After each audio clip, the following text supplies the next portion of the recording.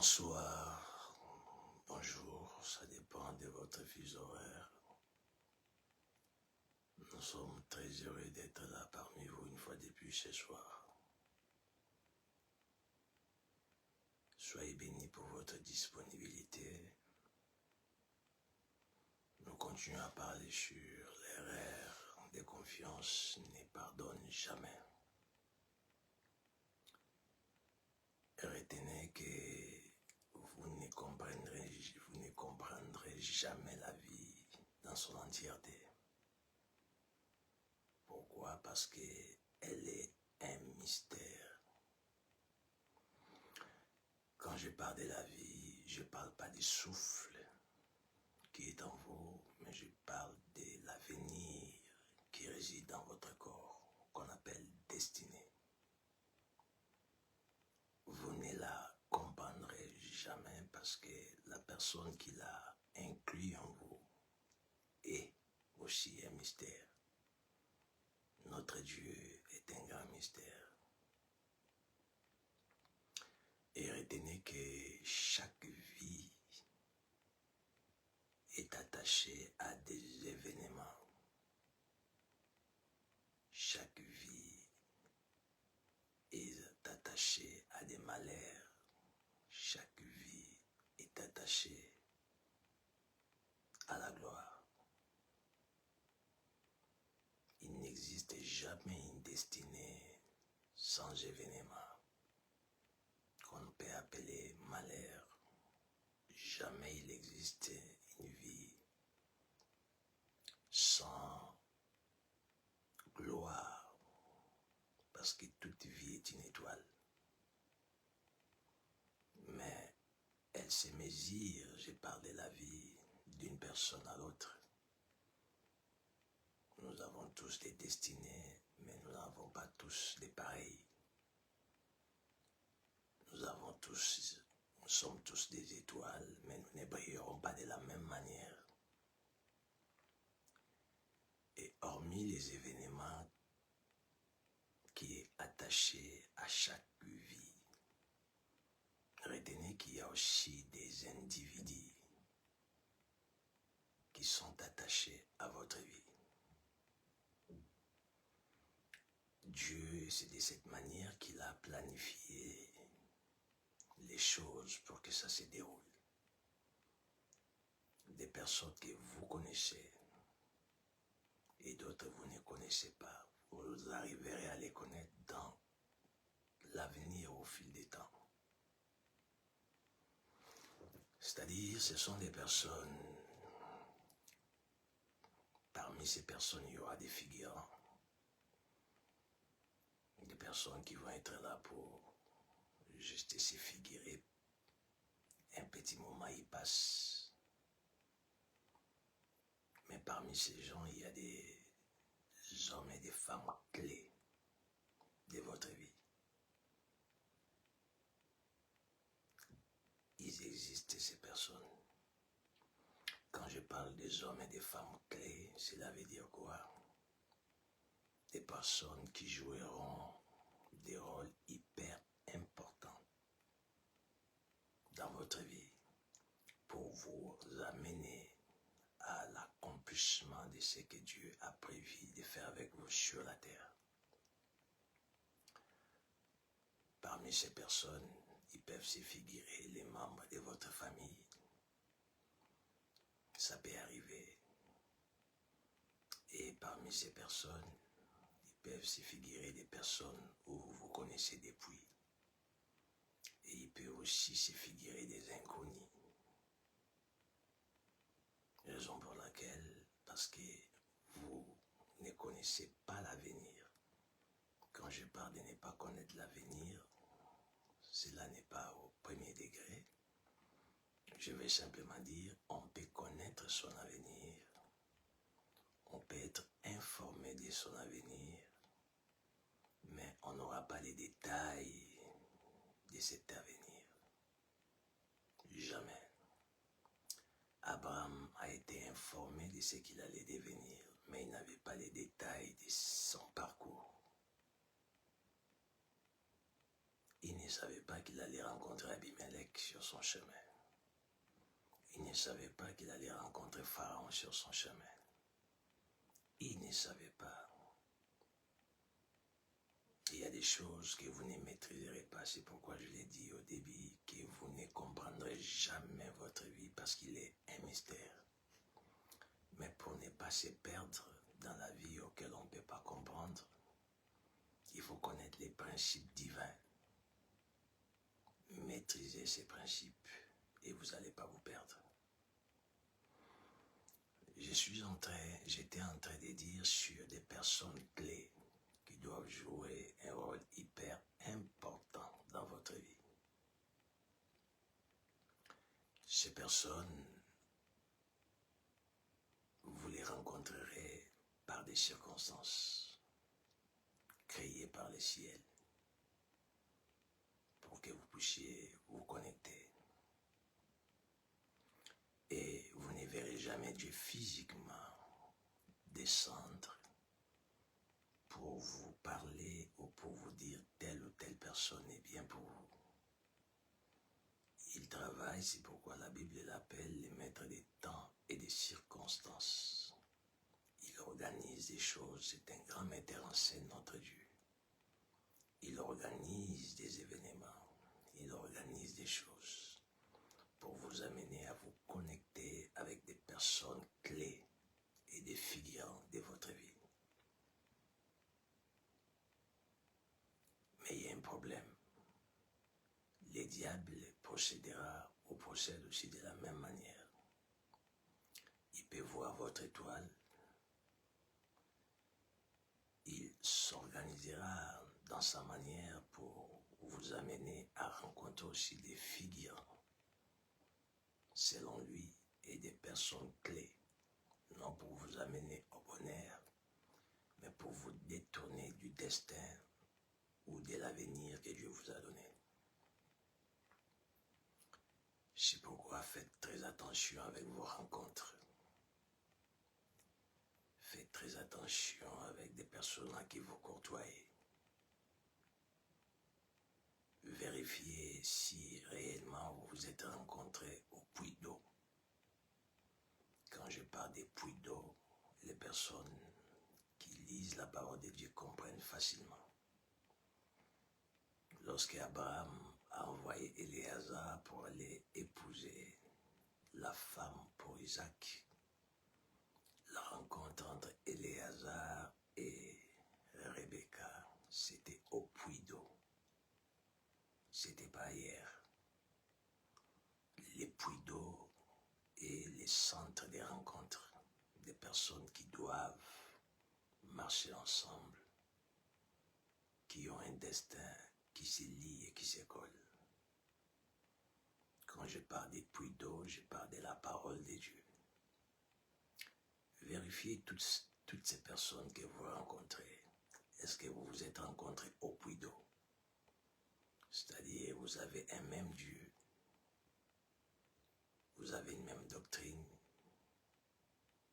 Est-ce qu'ils ont les salis comme vous? Si tel est le cas, continuez à prier le Seigneur qu'il vous conduise, afin que ces personnes soient là et que vous soyez là aussi pour eux, vice-versa, afin que chacun de vous puisse vivre ce à quoi Dieu vous a fait rencontrer. J'ouvre une parenthèse pour dire à quelqu'un ce soir, attention à l'influence. Vous ne verrez jamais les diables en personne avec la queue ou les cornes. La Bible n'a pas détaillé les diables de cette manière-là. Mais c'est l'image que le monde nous donne de ces derniers. Vous ne les verrez jamais descendre, quitter l'enfer ou les lieux, la mer pour venir vers vous. Mais il vous enverra des figurants. Il vous enverra des personnes clés. Il est sûr et certain, à travers ces personnes, il va vous détourner. Comment pourra-t-il imaginer vous détourner? travers l'influence. Ne soyez jamais influençable dans votre vie. Que la seule et l'unique chose qui doit vous influencer, que ce soit la parole de Dieu et les Écritures. Et je reviens pour fermer la parenthèse, pour dire à quelqu'un, les personnes clés et les figurants que Dieu vous envoie, ça pourrait être que ces derniers soient des personnes auxquelles vous êtes sous leur charge, sous les responsabilités, sous leur autorité, ou vice-versa. Quand Dieu a parlé à Abraham, il lui avait établi leader et source de bénédiction en secret. Mais physiquement, cela n'était pas encore vu aussi et au vu de tous. Mais il était déjà leader, il était grand en secret. Tout le monde n'est pas appelé à être leader. Tout le monde n'est pas appelé à vivre la gloire de l'élévation comme Abraham. Sur la terre, il y a des Abraham, il y a des David, il y a des Joseph, il y a des Élisée, mais il y a aussi des Lot. Si Dieu vous a appelé à être Abraham, c'est-à-dire leader, source de bénédiction, soyez-en sûrs, les dieux qui vous avez visité, qui s'est révélé à vous, vous enverra des personnes pour vous amener à vivre ce qu'il vous avait dit. C'est-à-dire, vous devez être sûr et certain que vous avez des hommes et des femmes de confiance. Et nous avions parlé de plusieurs critères pour qu'un homme, une personne puisse être une personne de confiance dès. Si vous êtes un leader, si jamais vous vous êtes retrouvé avec des personnes de confiance parce qu'ils ont rempli des critères, mais retenez cette phrase, la confiance que vous faites aux gens ne peut pas être un acquis, ni pour vous, ni pour eux. La confiance se renouvelle, elle doit être mise à jour quotidiennement. Parmi les personnes auxquelles vous avez mis votre confiance, vous devez veiller qu'ils ne sortent pas des principes qui peuvent briser la confiance. Souvenez-vous que les diables au ciel avaient la confiance de Dieu pour un temps. Et à un moment, ils n'en avaient plus. Il y a des personnes qui peuvent témoigner ou dégager la confiance. Vous vérifiez, vous constatez qu'ils ont des critères qui vous amènent à leur faire confiance. C'est très bien. Mais ne devenez pas aveugle devant ces gens. C'est-à-dire, ne laissez pas tout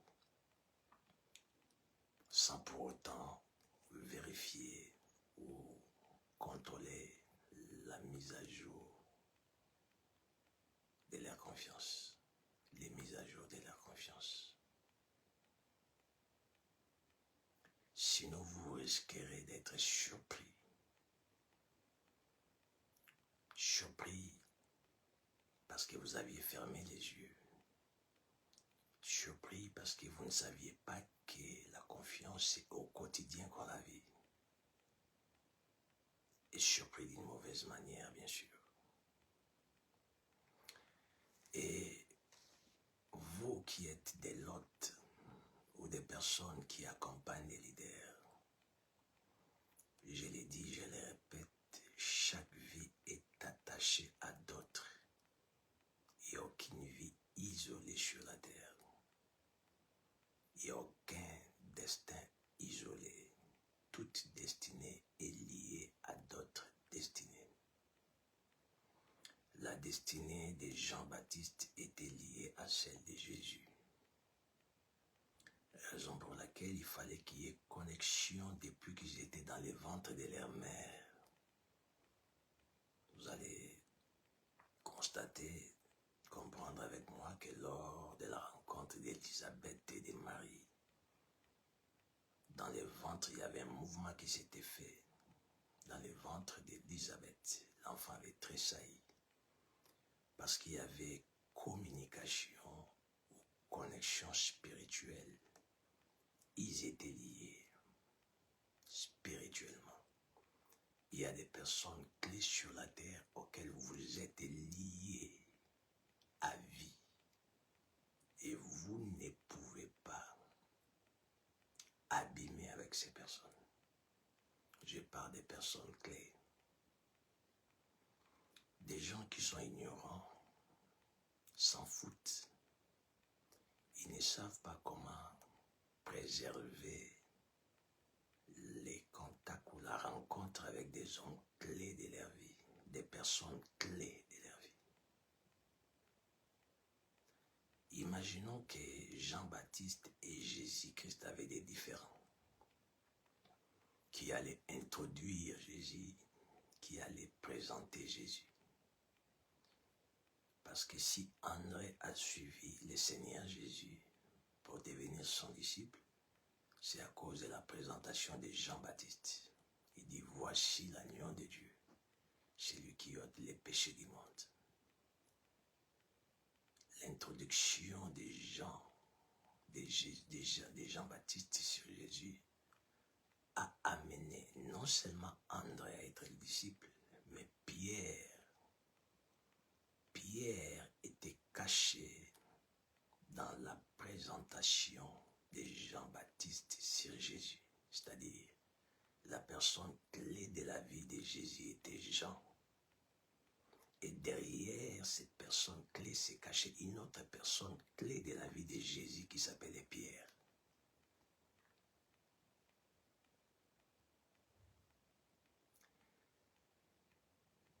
La vie est faite de connexions, surtout spirituelles.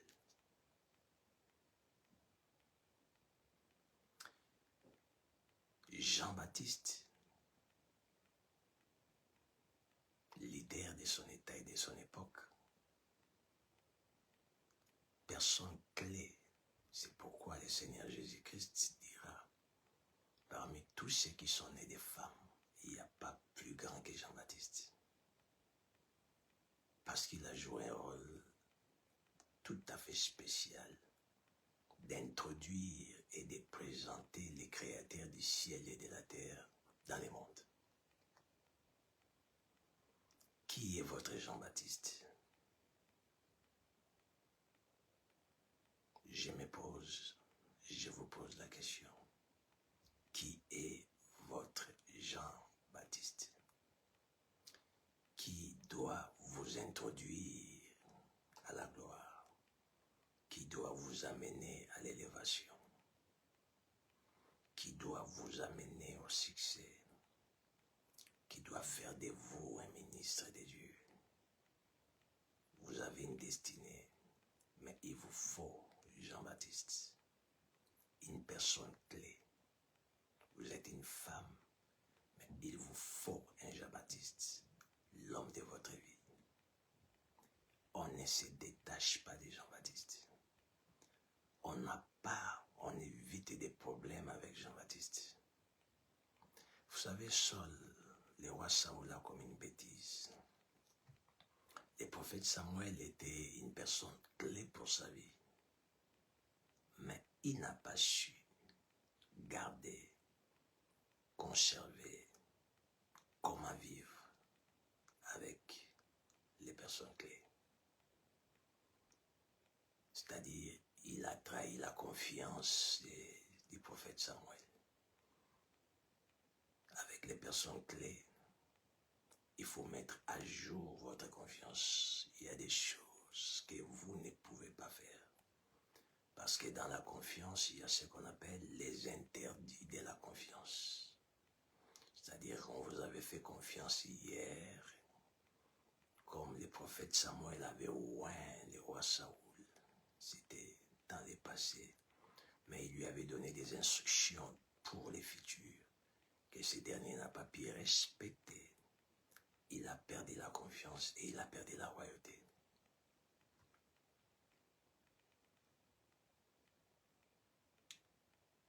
Si vous êtes Saoul, attention avec les Samuel. Si vous êtes, je vais simplement dire quoi? Si vous êtes sous la charge de quelqu'un, si vous êtes sous la responsabilité de quelqu'un, si vous êtes sous l'autorité de quelqu'un, faites très attention pour ne pas abîmer son cœur vis-à-vis de vous. En d'autres termes, pour ne pas détruire la confiance qu'il vous a faite.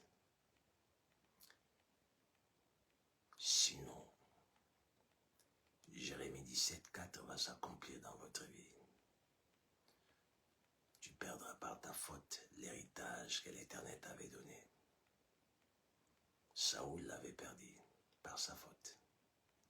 Parce qu'il n'a pas su conserver la confiance que les prophètes Samuel lui avaient donnée. Il est allé au-delà des instructions. Il a fait ce qu'il voulait faire.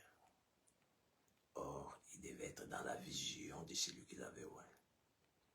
Si vous êtes sous la charge de quelqu'un, les premiers points, pour ne pas détruire ou salir la confiance, pour ne pas faire l'abus de confiance, la personne qui vous a fait confiance, n'allez pas en dehors de sa vision. Restez dans la vision. Vous êtes épouse, restez dans la vision de votre mari. Vous êtes sous la charge d'un leader, je ne sais pas, religieuse, restez dans la vision. Vous savez pourquoi Aaron n'était pas entré à la terre promise? Je crois que s'il devait avoir une première personne qui devait entrer dans la terre promise, c'était Aaron. Normalement. Mais Aaron est sorti de la vision de son conducteur spirituel, sorti de la vision de Moïse. Il a fait des veaux d'or pour les peuples. Dieu est fâché, Moïse très fâché. Mais Dieu ne pouvait pas frapper Aaron de suite. Parce que si jamais il est frappé de suite, la faiblesse de Moïse allait être vue de tous et de toutes.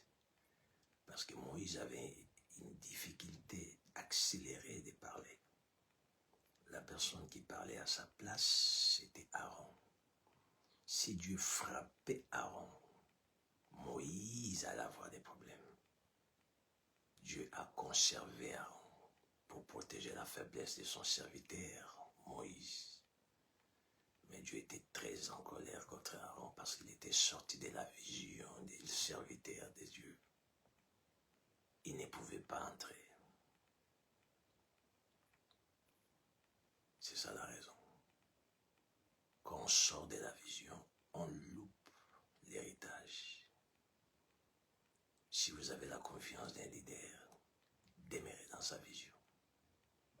Même dans son absence. Aaron est sorti de la vision de Moïse parce que Moïse était absent.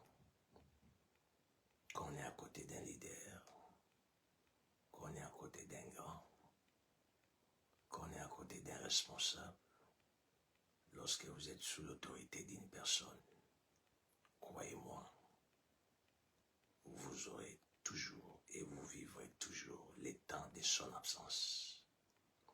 Ce n'est pas l'absence physique, mais mais c'est une absence, c'est l'absence spirituelle. Quand je parle de spirituel, c'est-à-dire l'absence d'illustration. C'est-à-dire, vous verrez comme si les choses ne fonctionnent pas comme ils devaient fonctionner dans la vision. Les choses ne marchaient pas convenablement comme ils devraient marcher. C'est l'absence de Moïse. Pendant cette absence, les leaders est en train de renforcer la spiritualité pour continuer la marche. Moïse était absent physiquement, mais il était en contact et en communion avec Dieu pour renforcer la marche, faire réussir ces parcours qu'il avait avec les peuples. Ne pensez pas que si vous êtes à côté d'un leader, vous êtes à côté d'une personne clé auquel vous êtes sous sa responsabilité.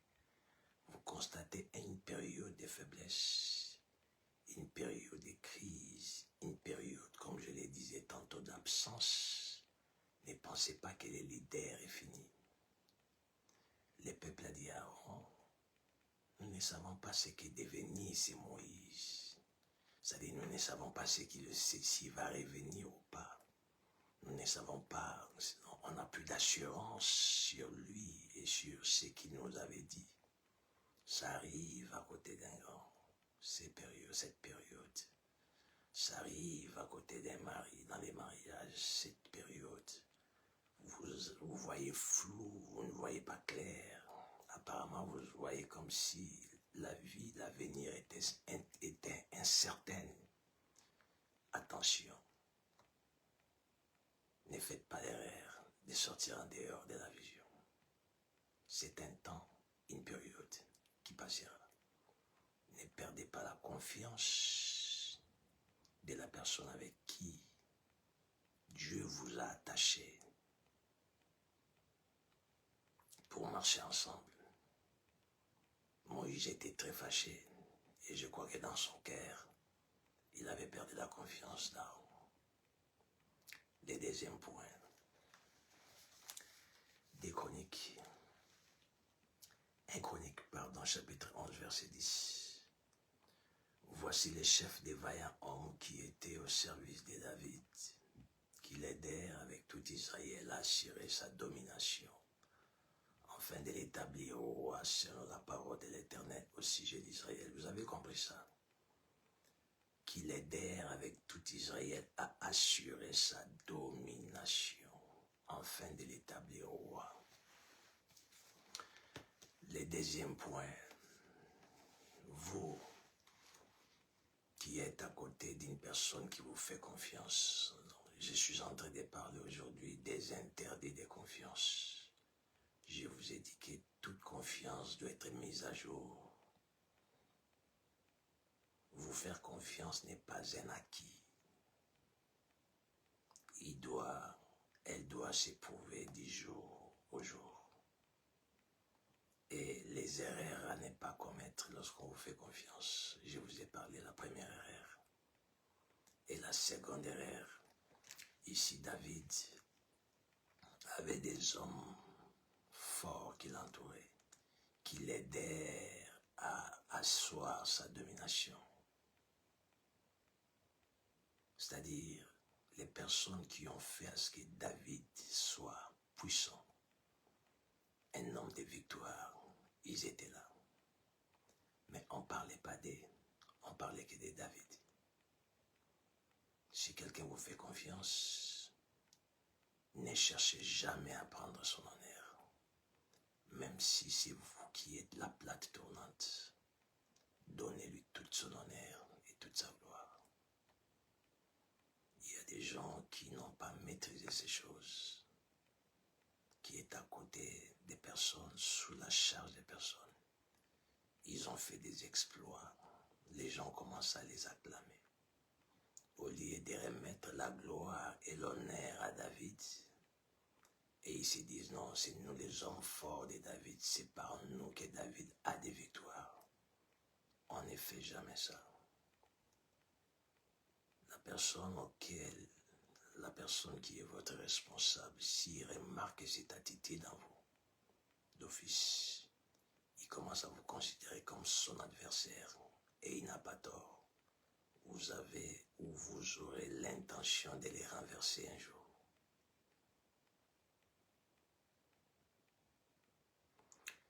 Vous savez pourquoi Dieu n'a pas pardonné les diables? Parce qu'il voulait prendre l'adoration, qu'on commence à lui adorer, l'honneur. On ne prend pas l'honneur et la gloire des leaders. N'imaginez jamais ça. Quels que soient vos exploits, quels que soient vos sacrifices, quel que soit ce que vous faites, même si ça peut arriver que les leaders ne vous reconnaissent pas pendant que vous faites ces exploits, le Dieu qui a établi ces leaders vous reconnaîtra et les leaders finira par vous reconnaître. Ne vous faites pas savoir que c'est vous la plaque tournante. Ne cherchez pas à faire voir que c'est vous qui êtes les moteurs. Ne prenez pas la gloire, que toute la gloire, que toutes les victoires, remettez-les sous l'autorité des leaders.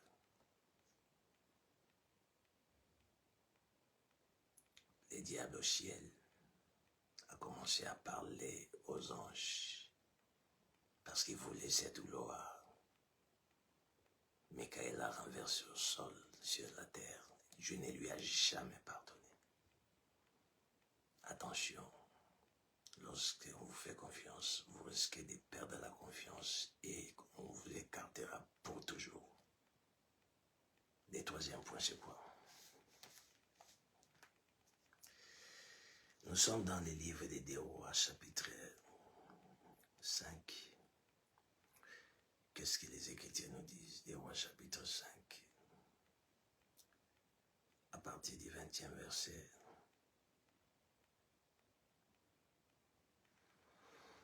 Vous savez, il y a des choses qu'on ne peut pas faire dans la vie. Si vous les faites, ça peut être irréparable pour vous. Attention. Géasi, serviteur d'Élysée, homme de Dieu, s'est dit en lui-même. Nous sommes dans des Rois, chapitre 5, les versets 20.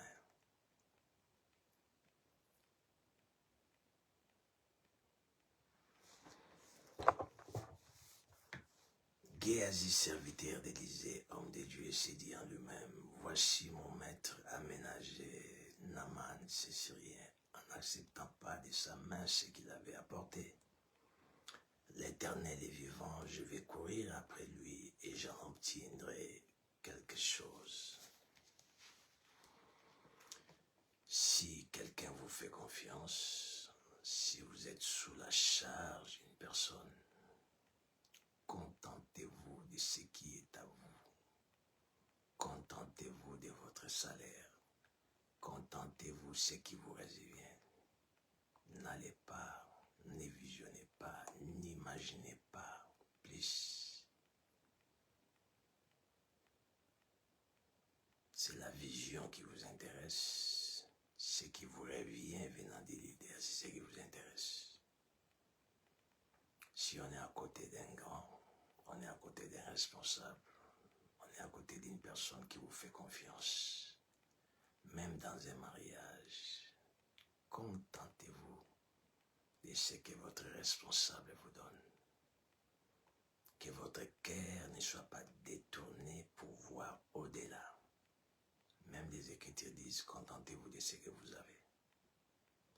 Ce cœur d'envie, ce cœur attiré par vouloir avoir plus, vous amènera à perdre la confiance de votre responsable.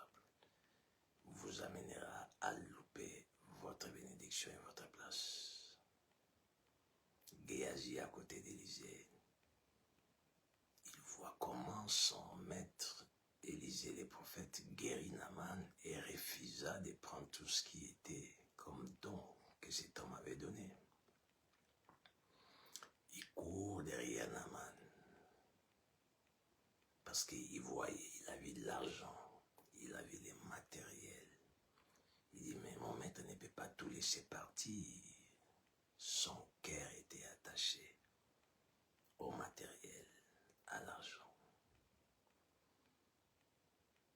L'argent et les matériels peuvent vous faire perdre la confiance du leader.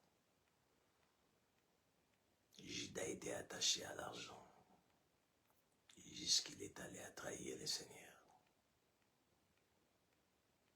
Il y a un moment où vous serez en déficit, mais il y a un moment où la gloire apparaîtra. Attendez la gloire, ne soyez pas pressés. Elle viendra, cette gloire. C'est pas pour rien que Dieu vous a mis sous la responsabilité de telle personne. Soyez patient, que votre cœur soit apaisé. Le quatrième point. Qu'est-ce que les Écritures disent? Voici mon maître ménager, on a déjà lu ça. Et Géasi courit après Naaman, les voyant courir après lui, descendit de son char pour aller à sa rencontre et dit, tout va-t-il bien? Le quatrième point. Nous parlons des interdits de la confiance, les choses que vous ne pouvez jamais faire lorsqu'on vous fait confiance. N'allez jamais derrière les dos de la personne qui vous fait confiance pour s'engager en son nom et surtout à son insu. Ne faites jamais ça. Ne faites rien derrière les dos de la personne qui vous fait confiance et s'engager en son nom.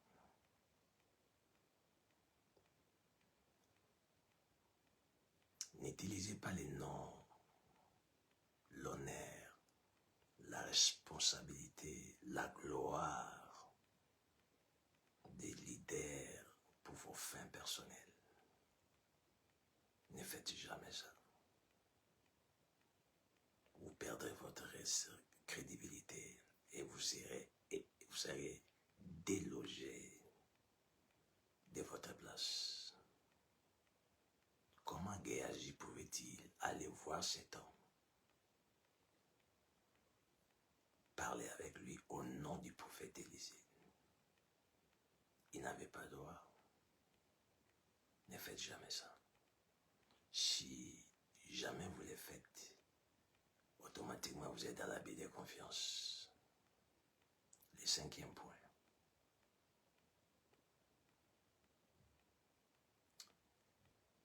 Cet homme ment. Après avoir fait son forfait, il revient vers les prophètes. Les prophètes lui posent la question. D'où viens-tu? Avant que je parle de mentir, je vais parler de couvrir, masquer. Ne couvrez pas des choses devant les leaders ou devant la personne qui vous fait confiance. Ne masquez pas des choses. Si les responsables qui est avec vous constatent que vous commencez à masquer des choses, à couvrir des choses, évitez à ce qu'ils puissent découvrir des vérités. Automatiquement, vous allez perdre sa confiance. Il va se dire, si vous arrivez à cacher telle chose, vous pouvez cacher des très grandes choses. C'est ce qui s'est fait avec la femme de Samson, Delilah. Elle masquait des choses à son mari. Elle était en contact. Elle parlait avec des personnes. Mais elle n'a pas dit, elle n'a pas avoué à son mari. Attention. Ne masquez rien. Si vous voulez garder votre place et si vous voulez conserver la confiance du leader, ne masquez rien à votre mari, ne masquez rien à votre responsable, ne masquez rien. Géasi, on lui pose la question. Où était-tu? Il dit nulle part. Il a masqué et il a menti. Le 6e point, c'est les mensonges. Ne mentez pas. Ne mentez jamais.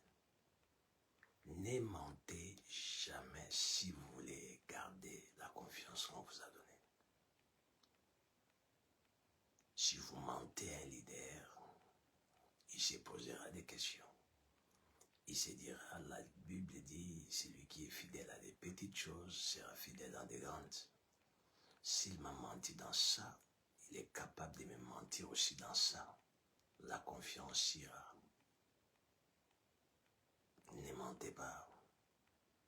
Comment Géasi, qui a passé des années avec le prophète Élisée, il fait toutes ces 3 erreurs, c'est-à-dire il est allé derrière les dos du prophète, s'engager en son nom.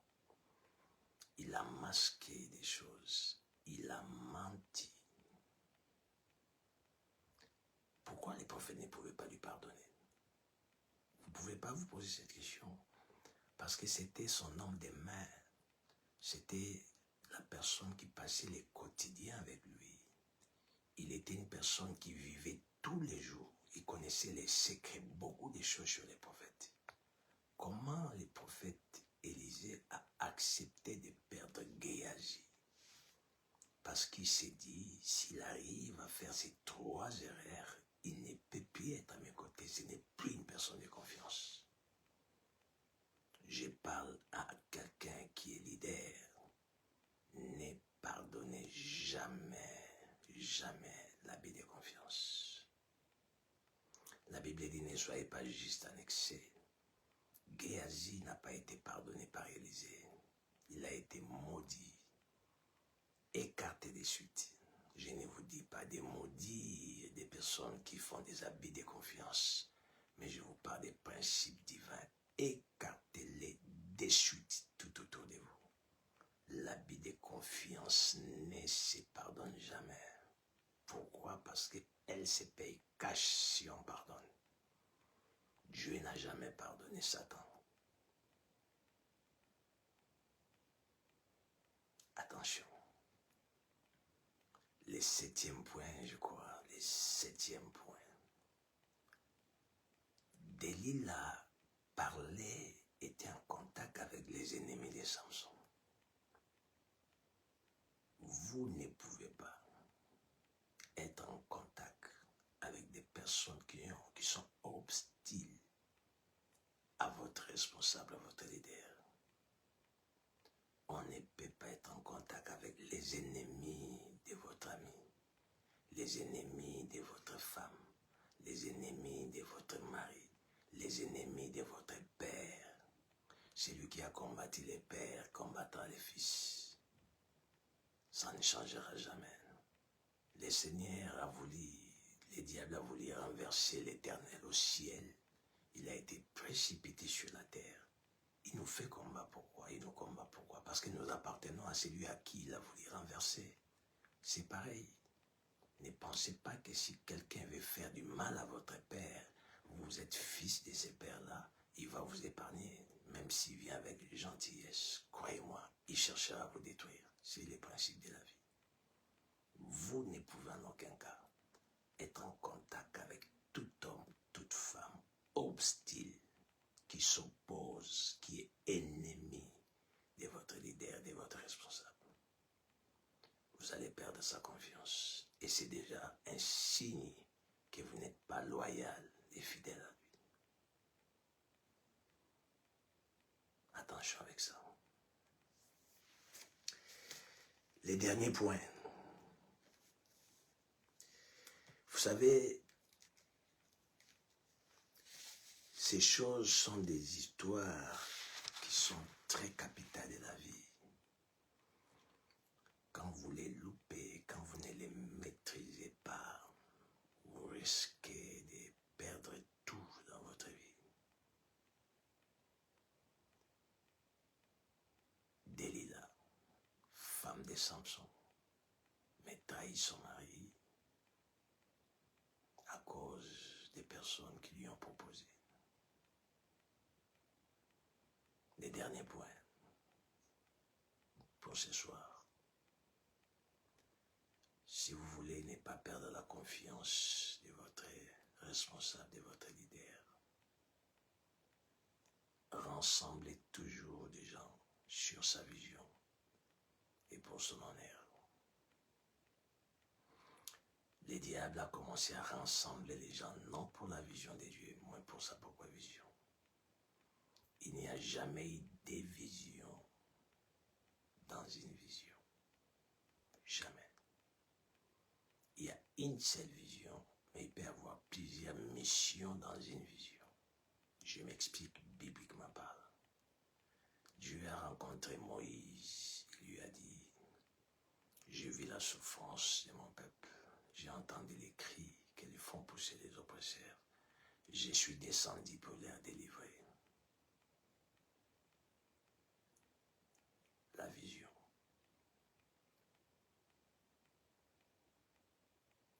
Maintenant va la mission. La vision, c'était leur délivrance. Et les ramener dans les lieux où coulent le lait et le miel. C'était ça la vision de Dieu. Je suis descendu pour les délivrer. Pour les amener dans un lieu où coule le lait et le miel.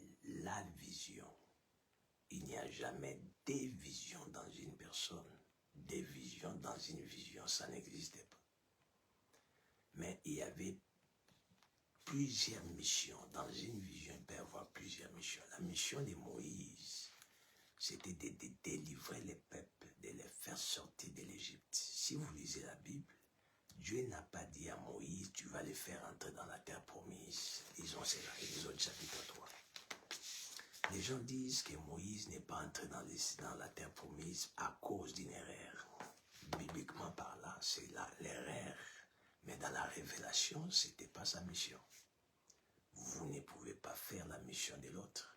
Lorsque votre mission s'arrête et Dieu vous retire de la terre, vous ne ferez jamais ce qui ne vous a pas été demandé de faire. Jésus, sa mission était de mourir. Après avoir été crucifié, ressuscité, sa mission s'arrêtait là. Il nous a fait sortir de l'enfer. Mais la mission parlait devant 3000 personnes qui se répandent. Ce n'était pas Jésus, c'était Moïse, c'était Pierre. Cette personne qui était toujours à la porte du temple, Jésus venait prier dans ce temple-là, tous les jours. Et il demandait de l'argent, même à Jésus, je crois qu'il les lui donnait aussi. Mais il ne lui avait jamais guéri. Ce n'était pas sa mission. Mais un jour après la résurrection de Jésus, Pierre et Jean sont venus dans le même temple. Cet homme demande de l'argent comme d'habitude. Pierre et Jean lui dirent, nous n'avons ni or ni argent, c'est que nous avons. Lève-toi et marche. C'était la mission de Pierre de faire marcher cet homme. Oh, je parle aux serviteurs de Dieu, ne combattez pas votre frère serviteur que Dieu utilise. Il fait sa mission. Demeurez dans votre mission. Dieu nous a tous appelés, mais il nous a donné des charges différentes. Il nous a oints différemment. Il nous a donné des destinées différentes. Ne jalousez pas votre frère à cause de sa mission. Il n'a pas été responsable. Il a reçu la grâce. Ce n'est pas lui. En les combattant, vous combattez les dieux qu'il a oints. On termine par là, Exode chapitre 3, pour vous dire qu'il n'y a pas de vision dans une vision. Et j'ai dit que le dernier point, n'amenez pas une vision dans la vision qu'elle vous êtes. C'est ce que le diable a voulu faire. Il voulait créer une vision dans la vision de Dieu qui était le ciel. Un habit de confiance atroce qu'on ne peut pas pardonner. Demeurez dans la vision du leader. Ne cherchez pas à créer des histoires tout autour du leader. Ne cherchez pas à rassembler des gens tout autour de vous. Ne cherchez pas à vouloir gagner les cœurs des gens plus que celui des leaders, pour que vous, un jour, parce que vous avez des préjugés, vous êtes un traître. Moïse faisait paître les troupeaux des mendiants, son beau-père, sacrificateur des mendiants, des Jéthro, son beau-père, sacrificateur des mendiants. Et il mena les troupeaux derrière les déserts et vers la montagne des dieux à Horeb. L'ange de l'Éternel lui apparut dans une flamme de feu au milieu d'un buisson. Moïse regarda et voici les buissons étaient tout en feu et les buissons ne se consumaient point. Moïse dit, je vais me détourner pour voir quelle est cette grande vision et pourquoi les buissons ne se consument point.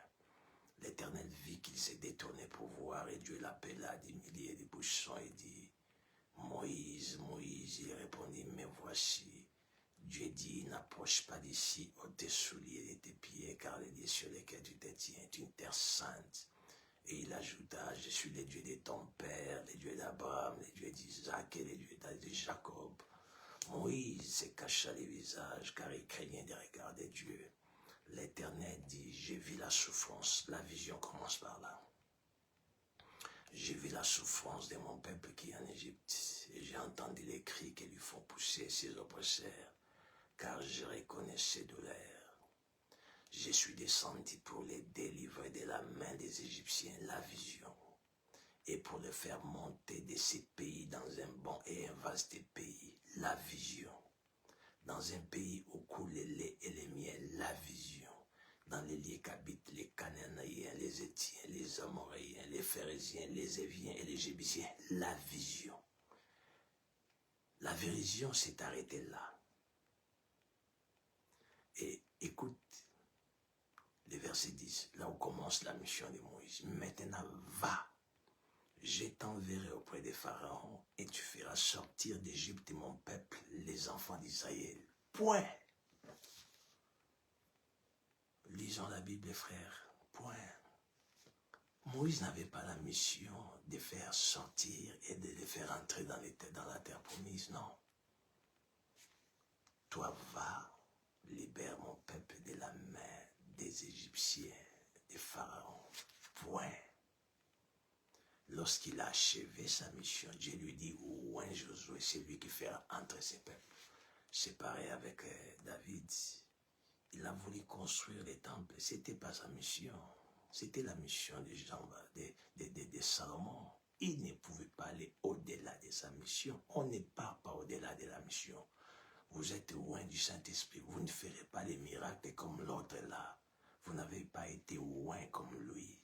Même si vous gênez, vous n'arriverez pas à opérer comme lui. C'est sa particularité, c'est sa manifestation du Saint-Esprit en lui. Ne jalousez personne, n'enviez personne, réjouissez-vous de ce que Dieu fait avec les autres. Les derniers points que l'Esprit me donne. Géasi cherche à être en contact avec la personne qu'il a connue derrière les prophètes Élisée. Écoutez-moi, ne cherchez jamais à développer une relation derrière les dos de la personne qui vous a présenté. On vous présente quelqu'un, si on vous a présenté pour que vous puissiez être en relation, c'est une autre chose. Mais vous avez connu Naaman par les prophètes d'Élisée et vous allez derrière les dos du prophète rencontrer ces mêmes Naaman. C'est une trahison. Ne faites jamais ça. Votre problème, c'est votre responsable. Votre problème, c'est votre leader. Toute personne influente qui peut venir voir votre leader, respectez-les, honorez-les comme votre leader vous les demande. Mais ne cherchez pas à teaser des relations avec eux, pas avec des préjugés d'avoir tel ou tel profit. C'est l'abus de confiance et c'est la trahison. Si votre leader, votre responsable arrive à découvrir cela, il saura que vous êtes attiré par les matériels, attiré par les biens, attiré par les finances, attiré parce que vous vous attachez à cette personne influente, parce qu'il est influente, mais vous l'avez connu par qui? Ne faites jamais ça. Que le Seigneur vous bénisse. À la prochaine.